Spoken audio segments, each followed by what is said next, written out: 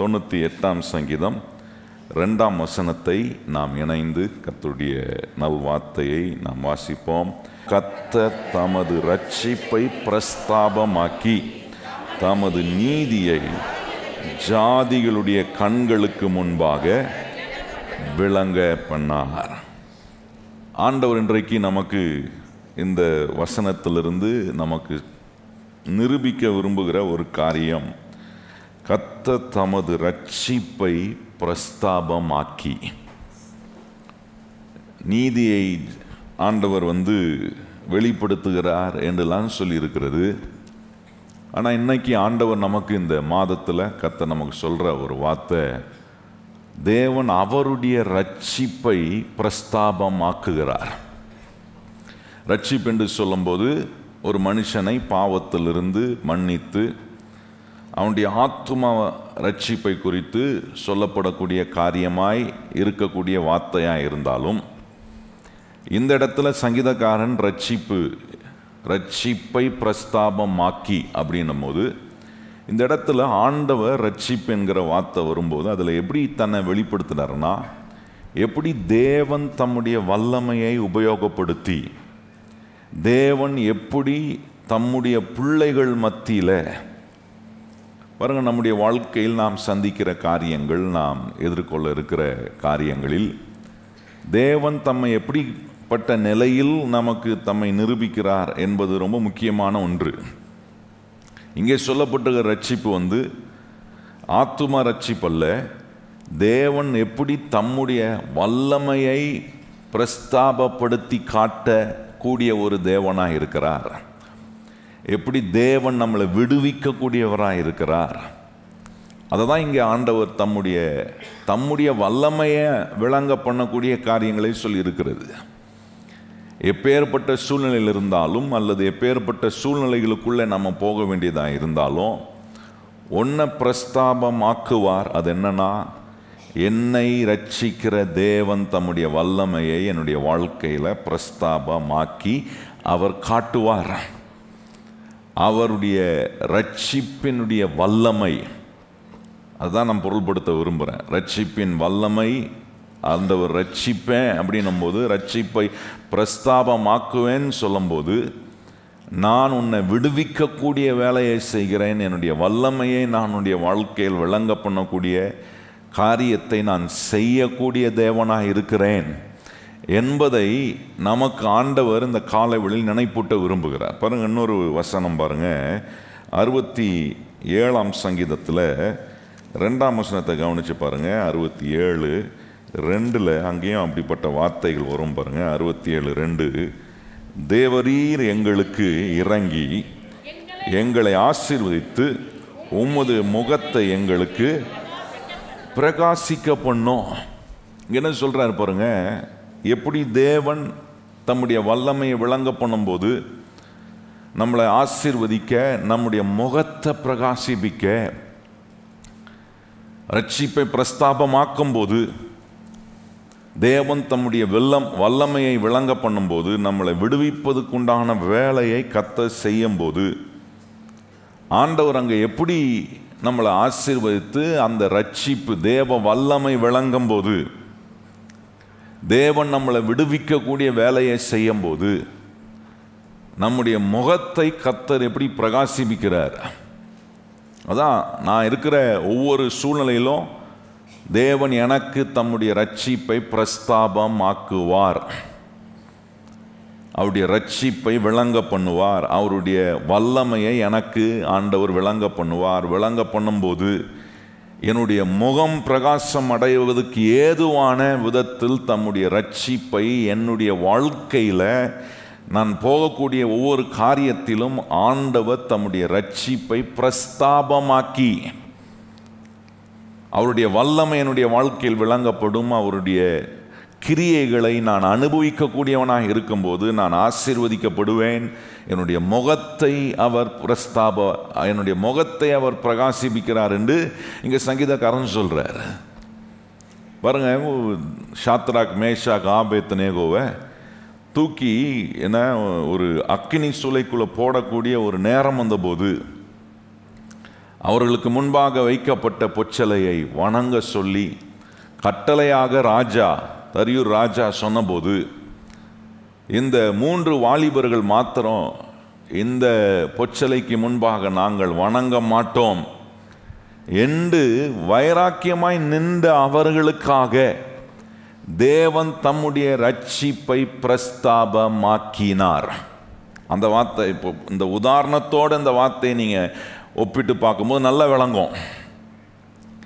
ஒரு ஆண்டவர் மேலே உள்ள பற்று, ஆண்டவரை தேடக்கூடிய ஒரு மனுஷியாய் தேவனை ஆண்டவராக கொண்டிருக்கிற இந்த இயேசு என்னுடைய இரட்சகராக இருக்கிறார் என்று தேவனை இரட்சகராக வைத்திருக்கிற நம்முடைய வாழ்க்கைக்குள்ள ஆண்டவருக்கென்று நாம் எழும்பி செயல்படும் போது, கர்த்தரை நம்பி வாழும்போது, கர்த்தர் மேலே நம்முடைய எல்லா காரியத்தையும் சார்ந்து வாழும்போது மறந்துவிடக்கூடாது, கர்த்தர் நமக்காக தம்முடைய ரட்சிப்பை பிரஸ்தாபம் ஆக்குவார். எத்தனை பேர் விசுவாசிக்கிறீங்க? உங்களுக்காக கர்த்தர் அதுதான் செஞ்சார். பாருங்க, தானியேலில் நீங்கள் கவனித்து பாருங்கள், 3ஆம் அதிகாரத்தில் அவர்கள் சொல்கிற சில வார்த்தைகளை கவனித்து பாருங்கள். எப்படி அவர்களுக்காக தேவன் தம்முடைய ரட்சிப்பை பிரஸ்தாபமாக்கி காட்டினார் என்பதை கொஞ்சம் கவனித்து பாருங்கள்.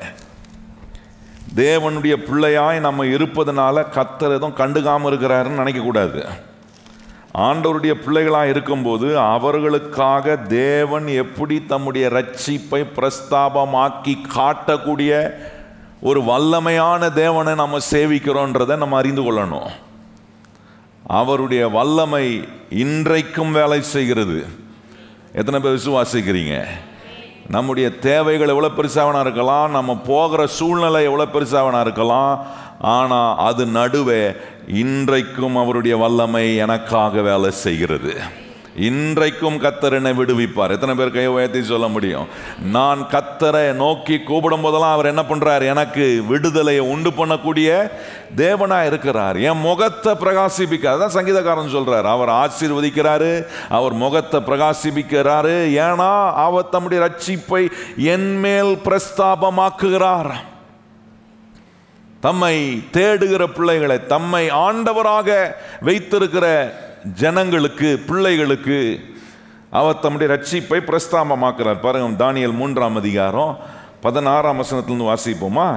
எடுத்துட்டீங்களா? தானியேல் 3:16ஆம் வசனத்திலிருந்து வாசிப்போம். ஷாத்ராக், மேஷாக், ஆபேத்நேகோ என்பவர்கள் ராஜாவை நோக்கி, நேபுகாத்நேச்சாரே, இந்த காரியத்தை குறித்து உமக்கு உத்தரவு சொல்ல எங்களுக்கு எப்படிங்க தைரியம் வரும்? இப்படி பேச ஒரு ராஜா கிட்ட? நம்ம ராஜா அமைப்புன்னா நமக்கு புரியாதுல்ல. ஒரு சிஎம் முன்னாடி போய் நிற்கிறீங்கன்னு வைங்க, நம்மளுடைய மாநிலத்துக்கு சிஎம் தானே சுப்ரீம் பவர். அவர் முன்னாடி நிற்கிறீங்கன்னு வைங்க, உமக்கு நான் உத்தரவு சொல்கிறதெல்லாம் எனக்கு அவசியம் இல்லை அப்படின்னா எப்படி இருக்கும்? ஏன்னா அது எவ்வளோ ஒரு தைரியம் வேணும், கொஞ்சம் யோசித்து பாருங்கள். இந்த ராஜா ஒரு கட்டளை கொடுத்துருக்கிறாரு, அந்த கட்டளையை செய்ய மாட்டோம், செய்ய முடியாது, உமக்கு உத்தரவு சொல்ல எங்களுக்கு அவசியம் இல்லை. 17ஆம் வசனம் பாருங்கள். நாங்கள், இதுதான் ரொம்ப முக்கியம். நீங்கள் உங்கள் தேவன் யார் என்பதை அறிஞ்சிட்டீங்கன்னா, உங்களை ரட்சித்தவர் யார் என்பதை நீங்கள் விளங்கிக்கிட்டீங்கன்னா, உங்களுக்காக உங்கள் சூழ்நிலையில் தேவன் தம்முடைய ரட்சிப்பை பிரஸ்தாபமாக்குவார். எத்தனை பேர் கையை உயர்த்தி சொல்றீங்க? எனக்கு ஒவ்வொரு நாளும் சொல்லுங்க, கர்த்தர் எனக்கு ஒவ்வொரு நாளும் ஒவ்வொரு சூழ்நிலையிலும் அவர் தம்முடைய ரட்சிப்பை எனக்கு பிரஸ்தாபமாக்குவார். அதான் சொல்லியிருக்கு பாருங்க, நாங்கள் ஆராதிக்கிற எங்கள் தேவன் எங்களை தப்புவிக்க என்ன சொல்றான்? விடுவிப்பாரு, அவர் வல்லமையை காட்டுவாரு. நாங்க அவருடைய பிள்ளைங்க, எங்களுக்காக அவர் தம்முடைய வல்லமையை காட்டுவார். எங்கள் தேவன் எங்களை தப்புவிக்க வல்லவராய் இருக்கிறார். அவர் எரிகிற அக்கினி சூளைக்கும் ராஜாவாகிய உம்முடைய கைக்கும் நீங்களாக்கி, நல்லா கவனி பாருங்க, ரட்சிப்பை பிரஸ்தாபமாக்குறாருன்னா வல்லமையை விளங்க பண்றாரு, விடுதலையை உண்டாக்குறாரு. இந்த சாத்ராக் மேஷாக் ஆபேத்நேகோ சொல்றாங்க, அக்கினி சூளையிலிருந்தும் விடுவிப்பாரு, ராஜாவாகிய உம்முடைய கையில் இருந்தோம். நாங்க செய்ய மாட்டோம்னு சொன்னதுக்காக ராஜா, நீர் உம்முடைய அதிகாரத்தை பயன்படுத்தி எங்களை அக்னி சூளைக்குள்ள போடலாம், வேற எந்த தண்டனை வேணாலும் கொடுக்கலாம். ஆனால் நாங்கள் ஆராதிக்கிற எங்கள் தேவன், அவருடைய ரட்சிப்பின் வல்லமை எங்களுக்கு வேலை செய்யும். நீங்க அப்படி ஒவ்வொரு சூழ்நிலையிலும் ஒவ்வொரு தேவையிலும் அப்படி ஆண்டவரை நம்பணும்.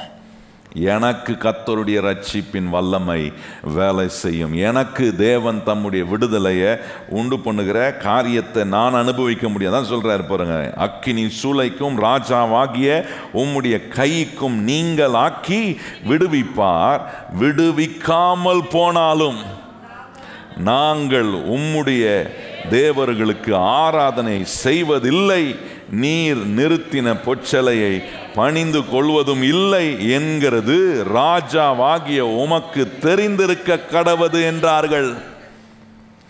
தேவன் எங்களை ரட்சிப்பாரு, எங்களை ரட்சிக்கிற தேவன் அவர், எங்களை விடுவிக்கிற தேவன், எங்களுக்காக தம்முடைய ரட்சிப்பை பிரஸ்தாபமாக்கி காட்டுவாரு.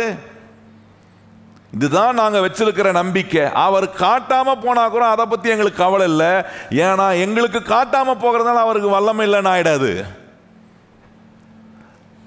எங்களுக்கு அவர் காட்டுறாரோ காட்டலையோ நாங்கள் ஒன்று மாத்திரம் செய்ய மாட்டோம். என்ன செய்ய மாட்டோம்னா, தேவனுக்கு விரோதமான செய்கைகளை நாங்கள் செய்ய எங்களை ஒப்பு கொடுக்க மாட்டோம். அதுதான் சொல்ல வராங்க. வணங்க மாட்டோம்னா எங்க ஆண்டவர் சொல்லியிருக்கிறார், பொற்சலையை என விக்கிரத்தை வணங்கக்கூடாது என்று சொல்லுகிறார். அதை நாங்கள் கேட்டிருக்கிறோம், நாங்கள் அதுக்கு கீழ்ப்படுகிறோம். ஆகவே எங்கள் தேவனை தான் நாங்கள் ஆராதிக்கிறோம். நாங்கள் ஆராதிக்கிற தேவன் எங்களை தப்புவிக்க, எங்களை விடுவிக்க வல்லவராய் இருக்கிறார். எத்தனை பேர் கையை உயர்த்தி சொல்ல முடியும், நாங்கள் நம்பி வந்திருக்கிற இந்த இயேசு கிறிஸ்து எங்களை விடுவிக்க வல்லவராய், அதுதான் விடுவிக்க வல்லவராய் இருக்கிறார்ன்றதை நீங்க விளங்கிக்கிட்டீங்கன்னா, அது ஒன்று உங்கள் வாழ்க்கையில் கர்த்தர் நிரூபிக்கிறார். என்னன்னா, தம்முடைய ரட்சிப்பை உங்களுக்கு பிரஸ்தாபமாக்குகிறார். எப்படி ஆண்டவருடைய ரட்சிப்பு நமக்கு பிரஸ்தாபமாகும்? சில காரியங்களை சொல்லி அதில் இருக்கிற ஒரு ஆசீர்வாதத்தை மாத்திரம் நான் இன்றைக்கு உங்களுக்கு காண்பிக்க நான் விரும்புகிறேன். பாருங்க, எப்படி ஆண்டவர் தம்முடைய வல்லமையும் தம்முடைய விடுதலையும் விளங்க பண்ணும்போது ரட்சிப்பை பிரஸ்தாபமாக்குறார். நல்லா விளங்கிக்கணும் அதை நீங்க. சங்கீதக்காரன் 98 சொல்லியிருக்கிறார் பாருங்க, தேவன் தம்முடைய ரட்சிப்பை பிரஸ்தாபமாக்கி நீதியை விளங்க பண்ணுகிறார் என்று சொல்லியிருக்கும்போது ரட்சிப்பை பிரஸ்தாபமாக்குறார். எங்கே, யாருக்கு? அந்த கேள்வி ரொம்ப முக்கியம். அவர் வல்லமையை விளங்க பண்றாரு, அவர் தம்முடைய விடுதலை, அதுதான் ரட்சிப்பை பிரஸ்தாபமாக்குறாருன்னா அதுல அவருடைய வல்லமை, அவருடைய விடுதலை. அதுக்குதான் இந்த உதாரணத்தை காட்டின. சாத்ராக் மேஷாக் ஆபேத்நேகோ அவர்கள் போன சூழ்நிலையில, நாங்கள் இந்த விக்கிரத்தை வணங்க மாட்டோம், எங்கள் ஆண்டவர் ஜீவன் உள்ளவர், எங்கள் ஆண்டவர் வல்லமை உள்ளவர், எங்கள் ஆண்டவர் எங்களை விடுவிக்க வல்லவராய் இருக்கிறார் என்பதை அறிந்ததுனால சொல்றாங்க, அவர் எங்களுக்காக தம்முடைய ரட்சிப்பின் வல்லமையை அவர் பிரஸ்தாபமாக்குவார். ரொம்ப முக்கியமான காரியம் பாருங்க. ஆண்டவர் இப்படிப்பட்ட அற்புதமான ரட்சிப்பை நமக்கு பிரஸ்தாபமாக்கி காட்டுகிற நாட்களில் நாம் இருக்கிறோம். எங்கெல்லாம் போறோமோ நீங்க தைரியமா நம்ப வேண்டிய ஒன்றுனா, எனக்காக இறங்கி வந்து தம்முடைய ரட்சிப்பின் வல்லமையை பிரஸ்தாபமாக்கி கர்த்தர் காட்டுவார் என்பதை நம்பணும். இப்படி நம்பி இருந்தாங்களே சாத்ராக் மேஷாக் ஆபேத்நேகோவுக்கு, இறங்கி வந்தாரா இல்லையா? வந்துட்டார் பாருங்க. தேவகுமாரனே இறங்கி வந்துட்டார். தம்முடைய ரட்சிப்பின் வல்லமையை பிரஸ்தாபமாக்கி காட்ட, தம்முடைய விடுதலையை பிரஸ்தாபமாக்கி காட்ட, தம்முடைய வல்லமையை பிரஸ்தாபமாக்கி காட்ட இறங்கி வந்து தேவகுமாரனாய் அக்கினி சூளைக்குள்ள தூக்கி போடப்பட்டாலும் அவர்கள் நடுவே வந்து தங்களை அந்த வாலிபர்களை 3 வாலிபர்களை விடுவிக்கக்கூடிய அற்புதமான தம்முடைய ரட்சிப்பை பிரஸ்தாபமாக்கி காட்டினார். அப்போ எனக்கு ஆண்டவர் அப்படி ரட்சிப்பை பிரஸ்தாபமாக்கி காட்ட நான் என்ன செய்யணும் அப்படின்றது தான் ஒரு சில காரியங்களை உங்களுக்கு நான் காண்பிக்க விரும்புகிறேன். பாருங்கள், 55ஆம் சங்கீதம் வாங்க. 55ஆம் சங்கீதத்தில்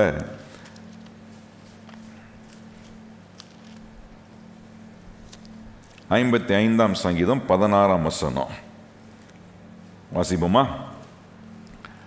அந்த வார்த்தை வரும் பாருங்க. 55:16 வசனம் வாசிப்போம். நானோ தேவனை நோக்கி கூப்பிடுவேன், கர்த்தர் என்னை. அப்ப கர்த்தர் என்னை ரட்சிக்க நான் என்ன செய்ய வேண்டியதா இருக்கு? நான் அவரை நோக்கி கூப்பிடணும். ரொம்ப முக்கியம் பாருங்க. இந்த சாத்ராக், மேஷாக், ஆபேத்நேகோ என்ன பண்ணுகிறார்கள்? தங்கள் தேவன் மேல் உள்ள நம்பிக்கையில் இதெல்லாம் பேசுறாங்க. தேவனை நோக்கி கூப்பிடுறாங்க. நாங்கள் ஆராதிக்கிற தேவன் எங்களை தப்புவிக்க வல்லவராய் இருக்கிறார் என்று கூப்பிடுகிறார்கள். உங்களை ரட்சிக்கிற தேவனை நீங்க கூப்பிடுகிற ஒரு நிலையில உங்க வாழ்க்கை எப்பொழுதுமே இருக்கணும். ரொம்ப முக்கியம் பாருங்க. இந்த கிறிஸ்தவ வாழ்க்கையில நம்முடைய மையமும் நம்முடைய ரொம்ப முக்கியமான ஒரு அனுபவம்னா, எப்போவுமே நான் ஆண்டவரை நோக்கி என்னை ரட்சிக்கிற என்னுடைய வாழ்க்கையில தம்முடைய ரட்சிப்பை பிரஸ்தாபமாக்கி காட்டுகிற தேவனை கூப்பிடுகிறவர்களாக இருக்கணும். சிலெல்லாம் பாருங்க, ஏதாவது ஒரு பிரச்சனைனா உடனே போன் எடுத்து யாரை கூப்பிடலாம் தான் பார்ப்பாங்க. பார்த்துருக்கீங்களா?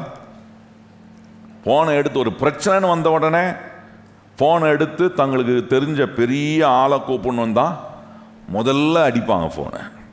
போலீஸ்காரங்கிட்ட மாட்டிக்கிட்டீங்கன்னு வச்சுங்க, ஏன் மாட்டுறீங்க?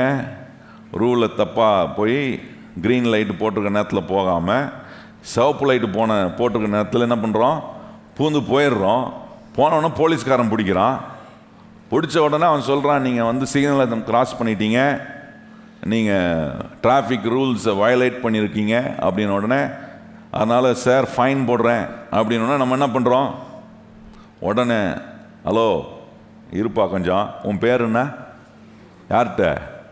போலீஸ்காரங்கிட்டே உன் பேர் என்ன காட்டு அப்படின்னு சொல்லி ஒரு நிமிஷம் ஃபோனை போடுறேன் இருந்து ஃபோனை போடுறீங்க. உங்கள் நேரம் பார்த்து நீங்கள் நினைக்கிற பெரிய ஆள் உங்கள் ஃபோன் எடுக்கலன்னு வச்சுக்கிங்க,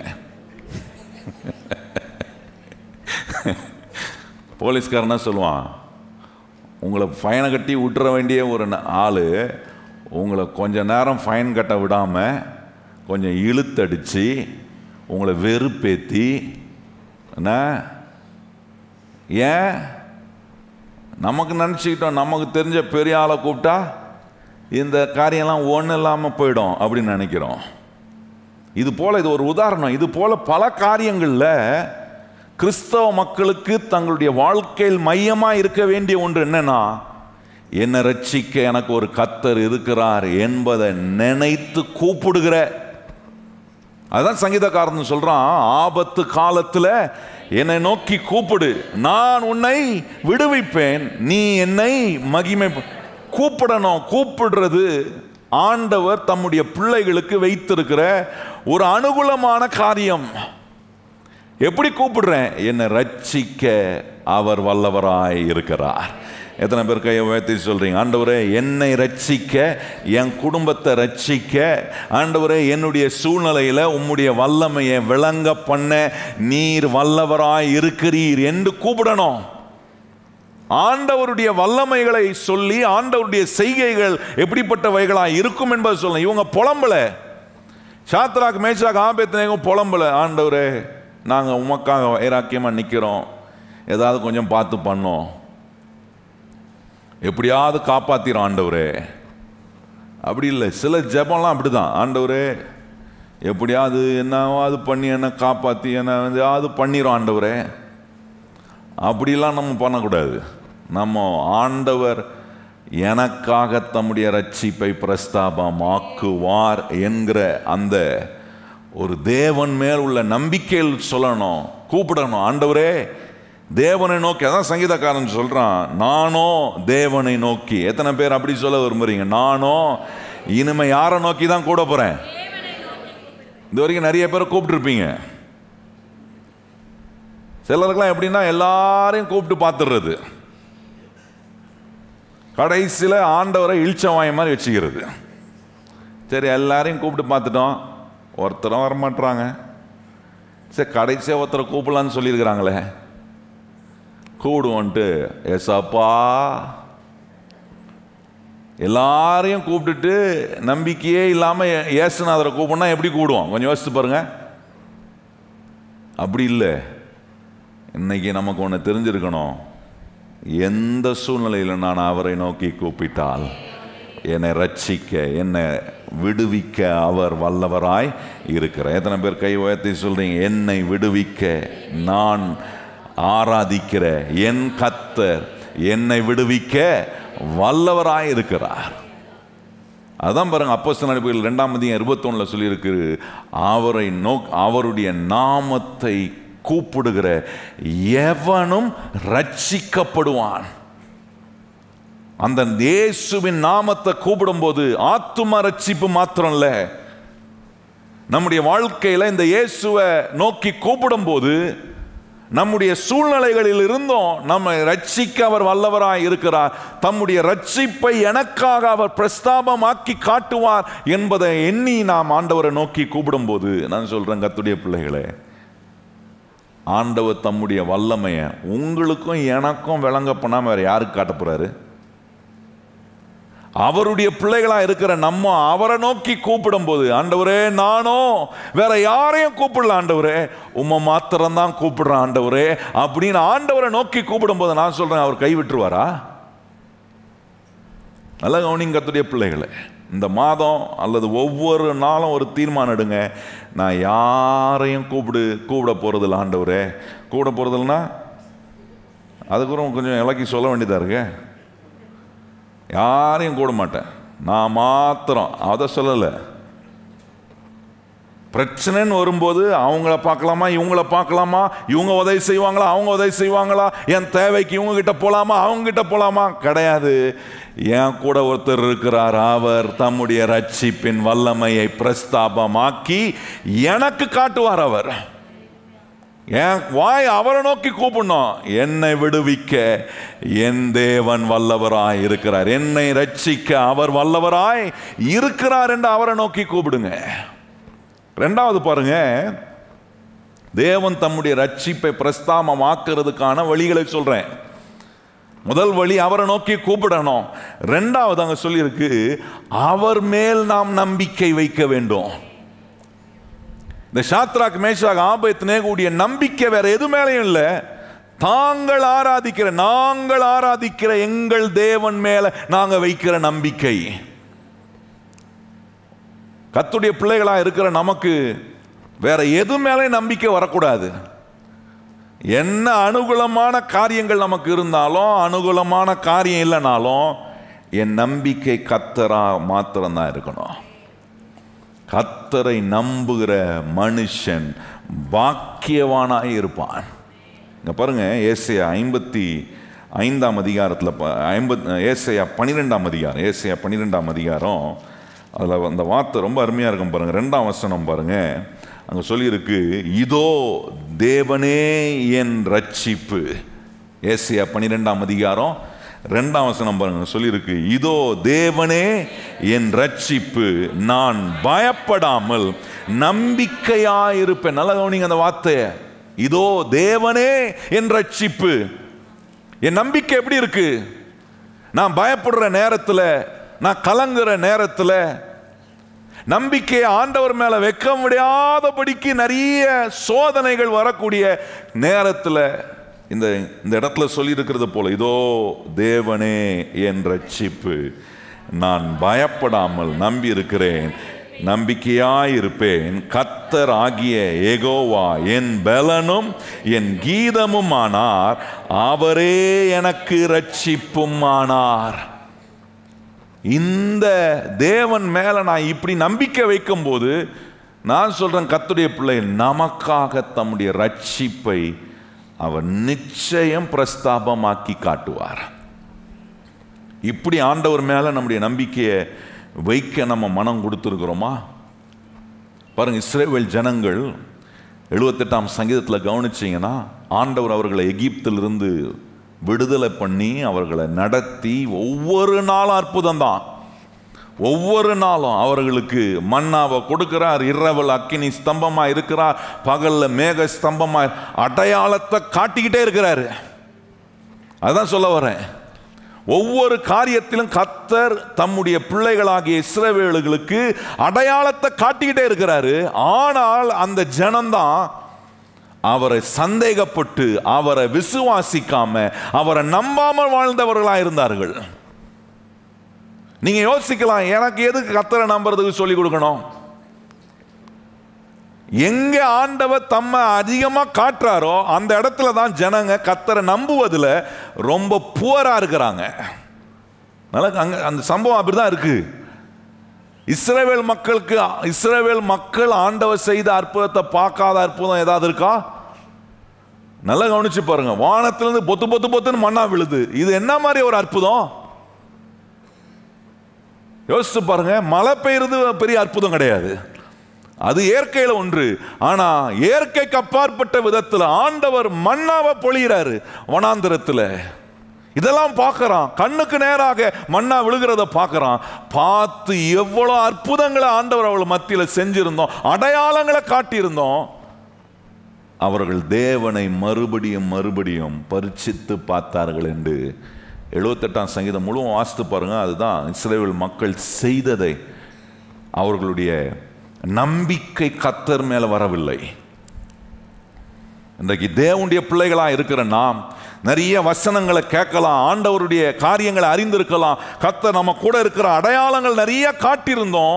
ஒரு சூழ்நிலைகளுக்குள்ள போகும்போது நான் அவரை நம்புறேன்னா, என்னை ரட்சிக்கிறவர் ஒருவர் இருக்கிறார், என்னை விடுவிக்க ஒருத்தர் இருக்கிறார், என்னுடைய வாழ்க்கையில் அவருடைய ரட்சிப்பை பிரஸ்தாபமாக்கி காட்டுவார் என்பதை குறித்த நம்பிக்கை கர்த்தர் மேல வரும்னா, நான் சொல்றேன், கர்த்தருடைய பிள்ளைகள் அங்க இறங்கி வந்துருவார். கர்த்தர் உங்களை விடுவிக்க இறங்கி வருவார். உங்களை தூக்கி நிறுத்த கர்த்தர் கையை பிடிப்பார்.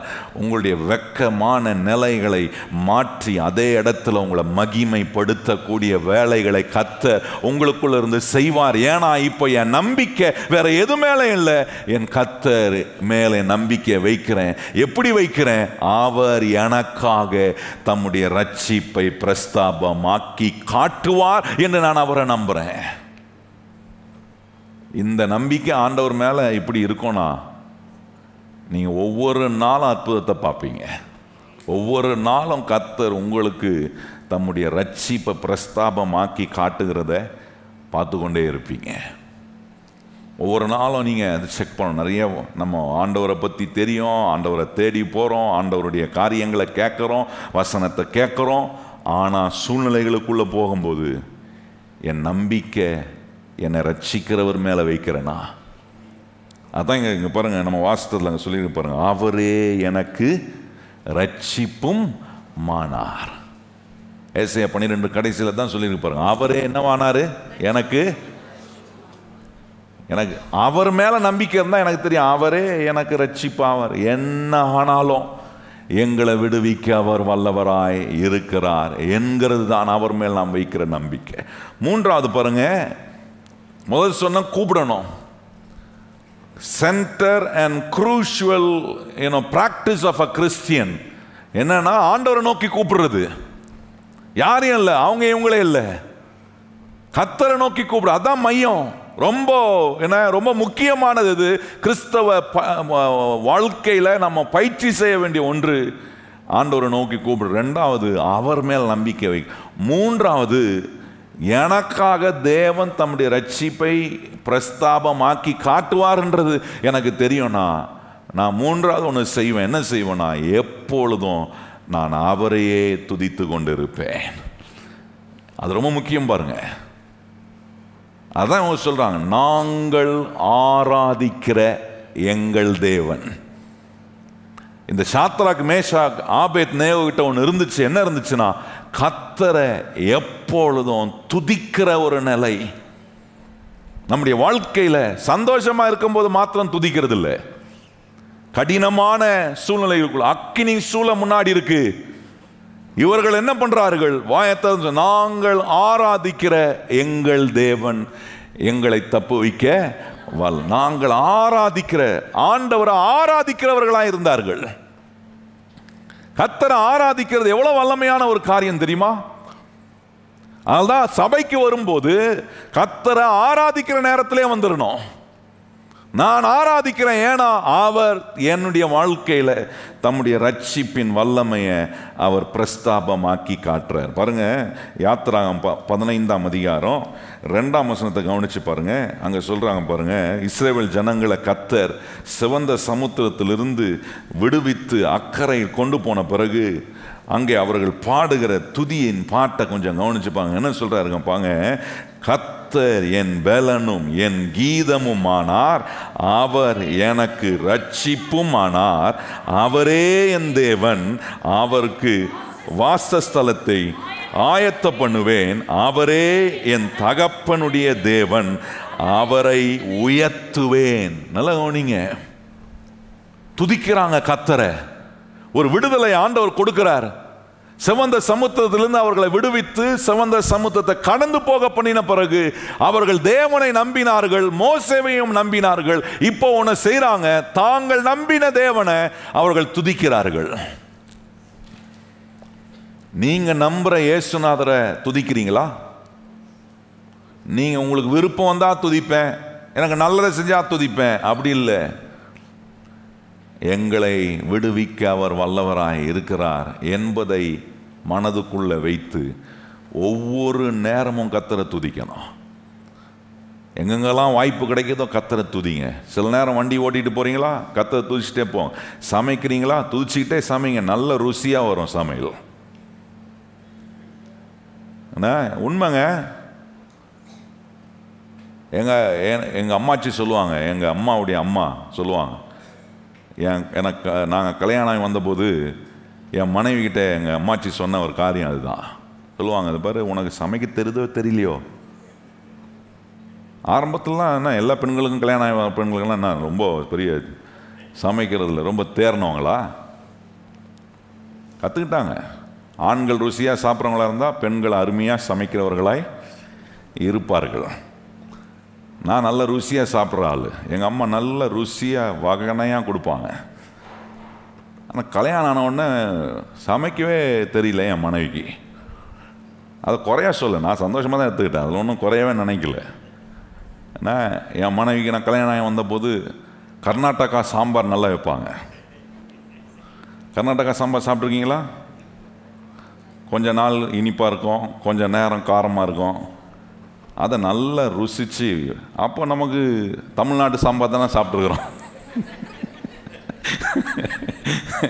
கல்யாணம் பண்ணோன்னா கர்நாடகா சாம்பார் சாப்பிட்றேன். அதை கொஞ்ச நாள் நல்லா ருசிச்சு, அதை நான் ஒரு இதுவே எடுத்துக்கல. நான் ரொம்ப சந்தோஷமா என் மனைவி சொல்ல, நான் என்னங்க எத்தனை நாள் சாம்பார் வச்சாலும் நல்லா ருசியாக சாப்பிட்றீங்களே, பரவாயில்ல தெரியுமா அப்படின்னுவேன். அப்புறம் அவங்களுக்கே கற்றுக்கணும், நிறைய நல்ல ருசியாக சாப்பிட்ருக்காரு இவர் அப்படின்ட்டு எங்கள் அம்மாச்சிக்கிட்டலாம் போய் எங்கள் அம்மாக்கிட்டையும் கேட்பாங்க. கேட்டு அப்போ எங்கள் அம்மாச்சி சொல்லுவாங்க, சமைக்கும்போது நல்லா துதிச்சுக்கிட்டே சமை, கர்த்தரை ஸ்தோத்திரம் பண்ணிக்கிட்டே சமை, ருசியாக வரும் அப்படின்வா. அதை என் மனைவி வந்து என்கிட்ட சொல்லுவாங்க, அம்மாச்சி இப்படி சொன்னாங்கப்பா அப்படின்வாங்க. நான் சொல்லுவேன், பெரியவங்க சொல்கிறாங்களே செஞ்சுப்பா, கண்டிப்பாக வரும். உண்மைங்க. நீங்கள் இது சும்மா தமாஷா எடுத்துக்காதீங்க. ஸ்தோத்திரம் பண்ணிகிட்டே போட்டு பாருங்க, கை ஆட்டோமேட்டிக்காக கடுகுக்கு போக வேண்டிய நேரத்தில் கரெக்டாக கடுகுக்கு போகும்.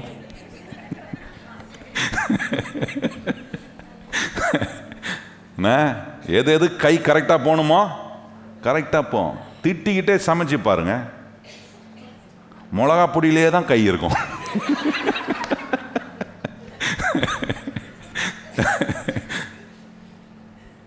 மிளகா பொடியிலே கை இருந்து சாப்பிட்ற புருஷனாக இருந்தால் என்ன ஆகும் கொஞ்சம் யோசித்து பாருங்கள். குடும்பம் எப்படி இருக்கும் யோசித்து பாருங்க. காரசாரமாக தான் இருக்கும் குடும்பம். கர்த்தரை எப்பொழுதும் துதிங்க, ஸ்தோத்திரம் பண்ணுங்க. தாவீது சொல்றார், எக்காலத்திலும் நான் கர்த்தரை ஸ்தோத்தரிப்பேன், அவருடைய துதி துதி என்னுடைய வாயில துதி இருக்கணும். நல்ல சுதி வரும். அப்போ தான் பாடும்போது இங்கே வரும்போது ஜனங்களோடு சேர்ந்து பாடும்போது என்ன வரும்? நாங்கள் ஒரு காடில் போனால் எங்களுடைய சேர்ந்து பாடுவீங்க. துதி இருக்கணும் வாயில். துதி கர்த்தரை துதிச்சுக்கிட்டே ஆண்டவரை மகிமைப்படுத்திக்கிட்டே இருக்கும்போது, நான் சொல்கிறேன் கர்த்தருடைய பிள்ளைகளே, கர்த்தர் உங்களை ஆச்சரியமாய் ஆசீர்வாதமாய் உங்கள் வாழ்க்கையில் ஒன்றை காட்டிக்கிட்டே இருப்பார். என்ன பண்ணுவார்னா, அவருடைய ரட்சிப்பை என் வாழ்க்கையில் கர்த்தர் பிரஸ்தாபமாக்கி கொண்டே இருப்பார். கர்த்தரை துதிக்கணும். துதிக்கிற நேரத்தில் வந்து சேர்ந்துடணும். சர்ச்சைக்கு சிலர்லாம் வருவாங்க பாருங்கள், எப்போ பாட்டு ஆராதனை முடியும் அப்போ போகலாம். என்னமோ பாட்டு ஆராதனை என்னமோ என்ஜின் ஸ்டார்ட் பண்ணி சூடு ஏற்றுற மாதிரி. அது பாட்டு ஓடும், பிக்கப் ஆகும். இன்னும் கொஞ்சம் நேரத்தில் தான் பிக்கப் ஆகும். பிரசங்க நேரத்துக்கு போனால் போதும். இல்லை, கர்த்தரை துதிக்கிற அனுபவம் ரொம்ப அவசியம். எத்தனை பேர் ஆமேன்னு சொல்கிறீங்க? கர்த்தரை துதிக்கிறவங்களா இருக்கு. நம்மளை எதுக்கு வச்சிருக்கிறாரு? நீங்கள் உங்களுக்கு தெரியுமா, இஸ்ரவேல் மக்களை கர்த்தர் எதுக்கு விடுவிச்சாரு? மோசே போய் பார்வோன்ட்ட சொல்கிறான். என்ன சொல்கிறான்? அதானே, என் புருஷன் நேற்று எனக்கு என்ன சொன்னார்னு எனக்கே தெரியாது. ஃபஸ்ட்டு பார்வோன்கிட்ட மோசே போய் பார்வோன்ட்ட எத்தனை 1000 வருஷத்துக்கு முன்னாடி சொன்னான், அது எங்களுக்கு தெரிய போகுது. சொல்கிறான், கர்த்தர் சொல்கிறாரு, என் ஜனம் என்னை ஆராதிக்கும்படி அனுப்பிவிட சொல். கர்த்தர் ஜனங்களை எதுக்கு வர வைத்தார்? எதுக்கு அவரை தெரியும்? அவரை ஆராதிக்க. அப்போ என்ன விரும்புகிறார்? நம்ம அவரை துதிப்பதை கர்த்தர் விரும்புகிறார். துதிக்கிற இடத்துல அவர் இறங்கி வரார். என் நாமம் பிரஸ்தாப பண்ணும் எந்த ஸ்தானத்திலும் நான் இறங்கி வரேன்றார் பாருங்க. இறங்கி வந்துருவார் அவரை துதிக்கும் போது. கர்த்தரை துதிக்கிற இடத்துல நம்ம இருக்கணும். கர்த்தரை துதிக்கிறத நம்ம வாழ்க்கையில் முக்கியப்படுத்தணும். ஆராதனைக்கு வரும்போது கர்த்தரை துதிக்கிற அந்த அனுபவத்துக்குள்ளே நம்மளை வச்சிருப்போம். நான் சொல்கிறேன் கர்த்தருடைய பிள்ளைகளே, எப்போவுமே உங்களுக்கு ஒன்று பிரஸ்தாபம் ஆகிட்டே இருக்கும். அது என்னன்னா, தேவ ரட்சிப்பும் தேவ வல்லமையும் தேவ விடுதலையும் உங்கள் வாழ்க்கையில், உங்கள் குடும்பத்தில், நீங்கள் போகிற எல்லா இடத்திலும் கர்த்தர் தம்முடைய ரட்சிப்பை உங்களுக்கு பிரஸ்தாபமாக்கி கொண்டே இருப்பார். ஆனால் இந்த இஸ்ரவேல் மக்கள் பாருங்க, துதிக்கபடி அனுப்பப்பட்டவர்கள், ஆராதிக்க வேண்டும் என்று வரவழைக்கப்பட்டவர்கள், அவர்கள் கர்த்தரை ஆராதிக்காம முறுமுறுக்கிறவர்களாக இருந்தார்கள். நம்பல. இவ்வளவு அடையாளத்தை கர்த்தர் காட்டியும் கர்த்தரை அவர்கள் நம்பவில்லை. ஆண்டவரை அவர்கள் பரீட்சித்து பார்த்தார்கள் என்று வேதவசனம் சொல்லுகிறது. நாம் ஆண்டவரை பரீட்சித்து பார்க்கிறவங்களாயிராம, ஆண்டவரே ஒவ்வொரு நாளும் என் வாழ்க்கையில் உம்முடைய ரட்சிப்பை நீர் பிரஸ்தாபப்படுத்துகிறத நான் அனுபவிக்கணும் ஆண்டவர். எத்தனை பேர் கை உயர்த்தி சொல்லுங்க, ஆண்டவரே உம்முடைய ரட்சிப்பை நீர் பிரஸ்தாபப்படுத்துறத நானும் என் குடும்பமும் ஆண்டவரே அனுபவிக்கணும். அப்படிப்பட்ட ஆண்டவரே ஒரு குடும்பமா, அப்படிப்பட்ட ஒரு மனுஷியனா இருக்க உம்மை நம்புகிறேன் ஆண்டவரே. 4வது அங்கே பாருங்க, ஆண்டவர் சொல்கிறாரு, 1-2 நாளாகமத்தில் கவனிச்சிங்கன்னா ஆண்டவர் சொல்கிறாரு, இந்த தேவன் தம்முடைய ரட்சிப்பை பிரஸ்தாபமாக்குறவர்களுடைய வாழ்க்கையில் இருக்கிற அனுபவத்தை சொல்கிறேன். கூப்பிடுவாங்க, கர்த்தரை நம்புவாங்க, கர்த்தரை எப்போவுமே அவங்க துதிக்கிறவங்களா இருப்பாங்க. 4வது சொல்கிறாரு, அவர்களுக்கு ஒன்று தெரியும். என்னன்னா, கர்த்தர் அவர்களுக்காக யுத்தம் பண்ணுவார் என்று தெரிந்து அவர்களுக்கு ஒன்று பண்ண தெரியும். கர்த்தரை கூப்பிடவும் தெரியும், கர்த்தர் மேல் நம்பிக்கை வைக்கவும் தெரியும், கர்த்தரை துதிக்கவும் தெரியும். கர்த்தர் அவர்களுக்காக யுத்தம் பண்றார் என்பதை தெரிந்து அமைதியாக இருக்கவும் அவர்களுக்கு தெரியும். இது ரொம்ப முக்கியம் பாருங்க. சில நேரங்களில் ஆண்டவர் நம்மளை அமைதியா இருக்க வைப்பார். ஏன்னா ஆண்டவர் சொல்ற, நீ கூப்பிட்டோம் என் ரட்சிப்பை நான் உனக்கு பிரஸ்தாபப்படுத்தி காட்ட முடியும். என்ன, நீ என்னை துதிக்கும் போதும் நான் உனக்கு என் ரட்சிப்பை பிரஸ்தாபமாக்கி காட்ட முடியும். நீ அமைதியா இருக்கும் போதும் என் ரட்சிப்பை நான் உனக்கு. எத்தனை பேர் நம்புறீங்க கர்த்தரால முடியுமா? என்ன, சில நேரத்தில் அமைதியா, அதுக்கு தான் பாஸ்டர் நாங்கள் சர்ச்சைக்கு வந்தாலே அமைதியாயிடுறோம். பிரசங்க நேரத்தில் அமைதியாக இருங்க. கர்த்தரை பாடுற நேரத்தில் எப்படி இருக்கணும்? நல்ல வாயை திறந்து கர்த்தரை பாடி துதிக்கணும். இங்கே பாருங்கள், அங்கே சொல்லியிருக்கு 2 நாளாகமத்தில் 20ஆம் அதிகாரம் 17ஆம் வசனத்தில் கவனித்து பாருங்கள். அங்கே சொல்கிறாரு, இந்த யுத்தத்தை பண்ணுகிறவர்கள் நீங்கள் அல்ல. நல்லா கவனிங்க, கர்த்தர் சொல்கிற வார்த்தை, அமைதியா இருக்கணும். சில நேரத்தில் அமைதியா இருக்கும்போது பாருங்க, ஆண்டவர் தம்முடைய ரட்சிப்பை பிரஸ்தாபமாக்க நம்ம என்னெல்லாம் செய்யணும்ன்றத சொல்றாரு. கர்த்தரை நோக்கி கூப்பிடணும், அவரை நம்பணும், அவரை துதிக்கணும். இப்போ ஆண்டவர் சொல்றாரு அமைதியா இருக்கணும். சில நேரத்தில் ஏன் அமைதியா இருக்கிறேன்? ஏன்னா எனக்கு ஒன்று தெரியும், எனக்கு தம்முடைய ரட்சிப்பை பிரஸ்தாபமாக்குற ஒரு யுத்தம் பண்றாரு. அதனால இப்போ நான் எப்படி இருக்கிறேன்? அமைதியா இருக்கிறேன். அமைதியா இருந்து அவர் செய்ய வேண்டிய வேலையை செய்வதற்கு நான் இடம் கொடுக்குறேன். வாசிப்போமா? 17ஆம் வசனம் சொல்ல பாருங்க. இந்த யுத்தத்தை பண்ணுகிறவர்கள் நீங்கள் அல்ல, யூதா மனுஷரே, எருசலேம் ஜனங்களே, நீங்கள் தரித்தின்று கர்த்தர் உங்களுக்கு செய்யும் ரட்சிப்பை, அந்த வார்த்தையை கவனிச்சுப்பாங்க, கர்த்தர் உங்களுக்கு செய்யும் ரட்சிப்பை பார். அப்படின்னா கர்த்தர் உங்களுக்கு தம்முடைய ரட்சிப்பை பிரஸ்தாபமாக்குறத நீங்க பார்க்கறதுக்கு கர்த்தர் சொல்றாரு, இந்த யுத்தம் உங்களுடையது அல்ல, பயப்படாமலும் கலங்காமலும் இருங்கள், நாளைக்கு அவர்களுக்கு எதிராக புறப்படுங்கள், கர்த்தர் உங்களோட இருக்கிறார் என்றார். கலங்காதீங்க, பயப்படாதீங்க, அமைதியா இருங்க. சில சூழ்நிலையெல்லாம் கர்த்தர் நம்மளை அமைதியா இருக்க சொல்றாரு. சிலர் கொந்தளிக்கும், ஆச்சு கூச்சின்னு எல்லாம் ஒரே கையா முயான்னு இருக்கும். அந்த கையா முயான்னு இருக்கிற நேரத்தில் நீங்கள் என்ன பண்ணக்கூடாது? நீங்கள் கையா முயான்னு ஆகிடக்கூடாது. நீங்கள் என்ன பண்ணணும்? அமைதியா. கர்த்தர் அவர் யுத்தம் பண்ணுறாரு. இதில் நம்ம வாயை திறந்தோன்னா அப்புறம் யுத்தம் நமக்கு நேரம் ஆகிடும். அதனால் பெட்டர் அமைதியாக, ஆண்டவரே நீர் யுத்தம் பண்ணோம், நீர் போக சொல்கிற இடத்துக்கு போகிறேன், நீர் வாயை மூட சொல்கிற இடத்துல வாயை மூடுறேன். இப்படி ஒவ்வொருத்தரும் இருந்தோன்னா நான் சொல்கிறேன், கர்த்தர் தம்முடைய ரட்சிப்பை பிரஸ்தாபமாக்கி காட்டிக்கொண்டே இருப்பார். இஸ்ரவேல் மக்கள் சிவந்த சமுத்திரத்தை கடக்கும் போது பாருங்கள், ஆண்டவர் சொல்கிறாரு என்ன? ஆண்டவர் சொல்கிறாரு அமைதியாக இருங்க. அந்த வார்த்தை சொல்கிறார் மோசே மூலம் ஆண்டவர் சொல்கிற வார்த்தை பாருங்கள். யாத்திராகமத்தில் அங்கே நீங்கள் கவனித்து பாருங்கள், இதே வார்த்தையை அங்கேயும் உபயோகப்படுத்துகிறார். யாத்திராகமத்தில் 13ஆம் அதிகாரம் கவனித்து பாருங்கள். அங்கே சொல்கிறாரு, 13ஆம் அதிகாரம் 14ஆம் அதிகாரம் 13ஆம் வசனத்தில் பாருங்கள். அப்பொழுது மோசே ஜனங்களை நோக்கி, பயப்படாதிருங்கள், நீங்கள் நின்று கொண்டு இன்றைக்கு கர்த்தர் உங்களுக்கு செய்யும் பாருங்கள். அந்த வார்த்தை மறுபடியும் அங்கே வாசித்த போதும் ரட்சிப்பு, இங்கேயும் ரட்சிப்பு வருது பாருங்க. அந்த எந்த ரட்சிப்பின்னு வரும்போது எந்த பொருளோட சொல்றாரு? ரட்சிப்பை பிரஸ்தாபமாக்கி தம்முடைய வல்லமையை விளங்க பண்ணி தம்முடைய விடுதலையை நமக்கு உண்டாப்பதுக்கு சொல்றாரு. நின்று கர்த்தர் உங்களுக்கு செய்யும் ரட்சிப்பை பாருங்கள், இன்றைக்கு நீங்கள் காண்கிற எகிப்தியனை இனி என்றைக்கும் காண மாட்டீர்கள், கர்த்தர் உங்களுக்காக யுத்தம் பண்ணுவார், நீங்கள் சும்மா இருப்பீர்கள் என்றான். சும்மா இருக்கணும்னா இதுதான். எந்த இடத்துல ஆண்டவர் யுத்தம் பண்ணுறாரோ அந்த இடத்துல நம்மளை ஆண்டவர் கொஞ்சம் வாயெல்லாம் மூடிக்கிட்டு அமைதியாயிரு அப்படின்னுவார். பேசி என்ன பண்ணாத, கெடுத்துறாத. நான் உனக்காக யுத்தம் பண்ணுறேன், நீ வாயத்திறந்து எதையாவது பேசி என்ன பண்ணிடாத, கெடுத்துறாத. அதனால் அமைதியாயிரு. அந்த இடத்துல நம்ம அமைதியாக இருந்தோம்னா கர்த்தர் நமக்காக தம்முடைய ரட்சிப்பை பிரஸ்தாபமாக்கி அவர் காட்டுகிறார். 4 காரியம் நம்ம செய்ய வேண்டியது. இதை செஞ்சோன்னா தம்முடைய ரட்சிப்பை தேவன் பிரஸ்தாபமாக்கும் போது நமக்கு கிடைக்கிற ஒரு பெரிய ஆசீர்வாதம் என்ன தெரியுமா?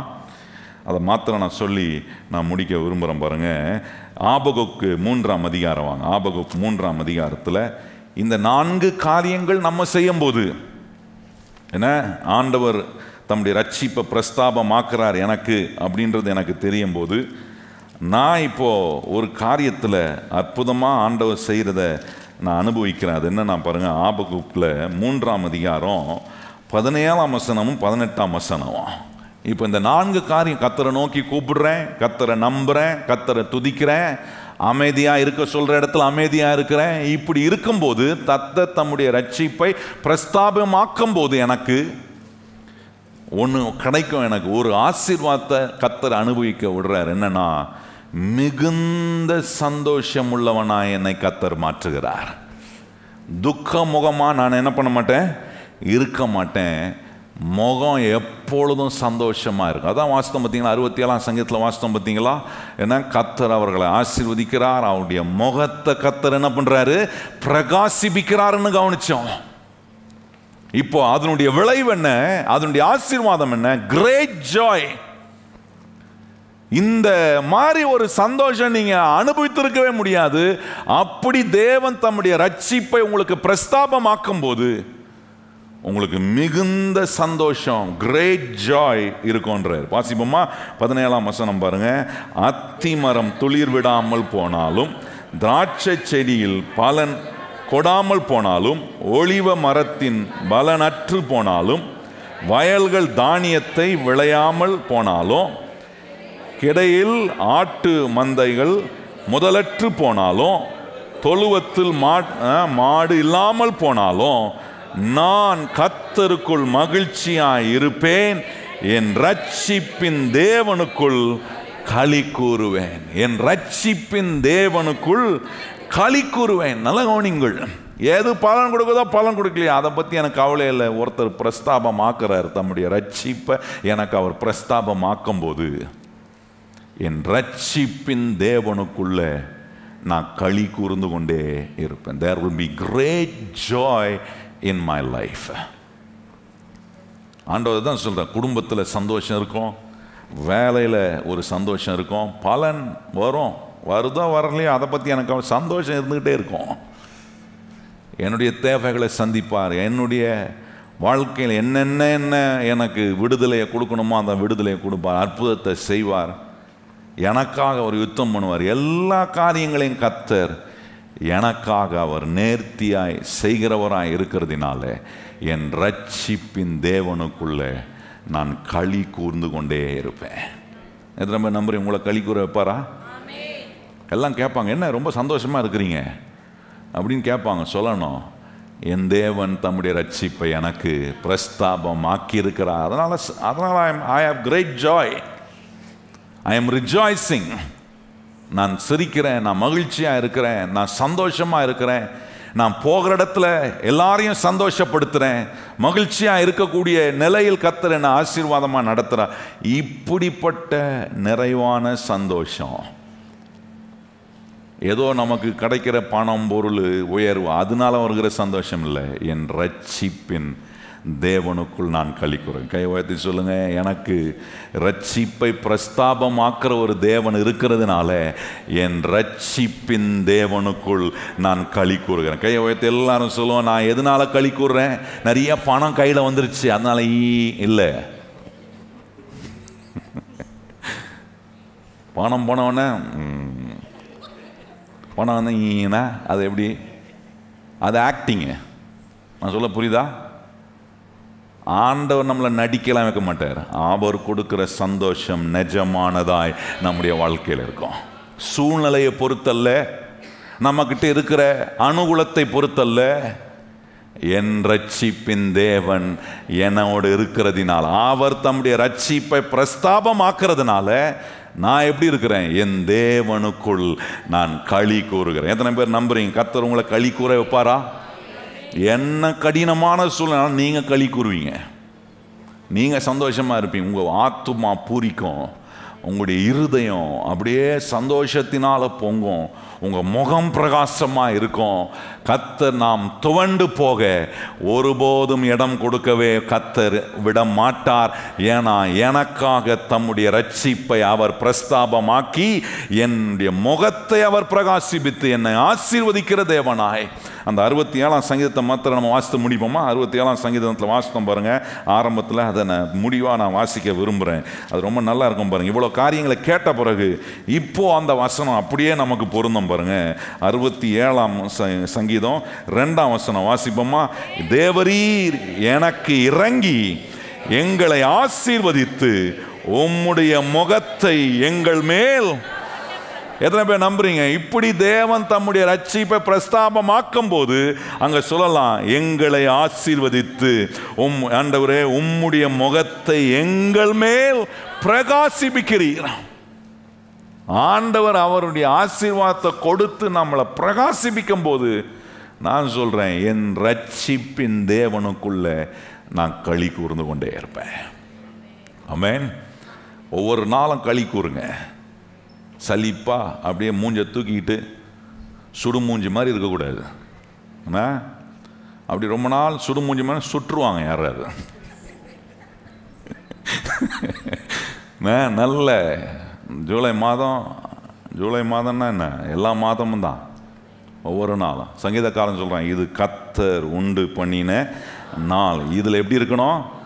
சோக மூஞ்சா, என்ன சுடு மூஞ்சா, என்ன வேகாத மூஞ்சி, என்னென்ன மூஞ்சிலாம் இருக்குது, எல்லாம் எத்தனையோ பேர் வைக்கிறான் மூஞ்சிக்கு.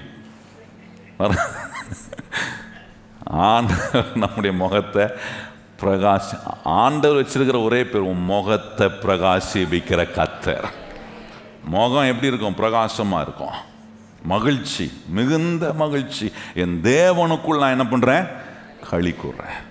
வீட்டுக்கு போய் காலையில் போய் நல்ல என்ன டிஃபன்லாம் செஞ்சு சாப்பிட நல்லா சிரிச்சுக்கிட்டே ஞாபகம் வரணும். சமையல் செய்யும் போது நம்ம ஸ்தோத்திரம் பண்ணிக்கிட்டே ஆண்டவர் துதிச்சிக்கிட்டே சமைச்சா கை கரெக்டாக போட வேண்டிய ஐட்டத்துக்கு கரெக்டாக கை போமா போதா? கர்த்தர் வேலை செய்வாருங்க. துதிக்கிற இடத்துல அவர் இறங்கி வரார்.